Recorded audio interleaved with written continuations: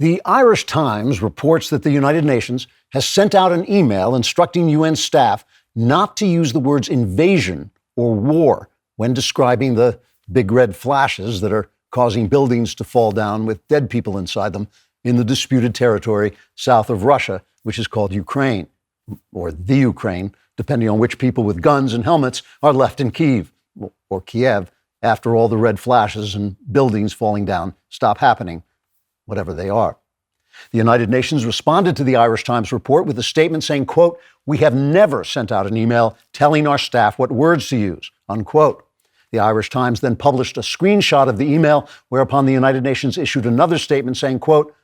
"Oh, you mean that email? Nah, we did send that," unquote.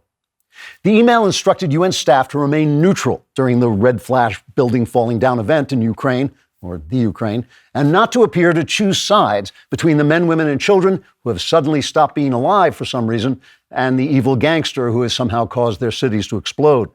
The words gangster and evil should also not be used when describing gangsters or evil.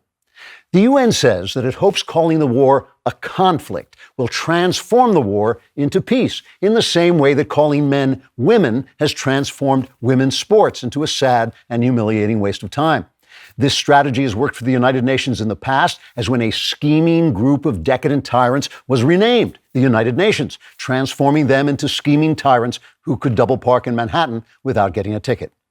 Calling UN workers peacekeepers has also been helpful, allowing the peacekeepers to wear attractive blue helmets when they bravely enter war-torn hellholes in order to organize child sex rings.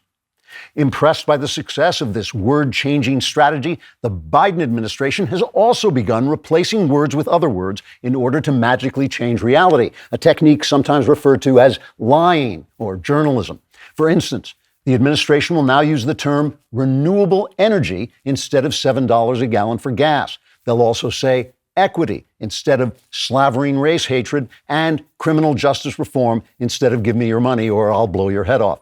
They will also soon begin to use the term President Biden instead of sad old man who spent a lifetime trading political favors for cash and is now the soulless husk of a human being, wandering dazed through the sunset of his life, not to mention the sunset of Western civilization, and who can't even get Saudi Arabia to return his phone calls when he's trying to buy oil from the tyrants there instead of the tyrants in Russia, because the Russians are making buildings fall down in Ukraine, or the Ukraine, depending on who wins whatever is happening over there, which isn't happening, according to the men at the United Nations, who are now women and win all the sports.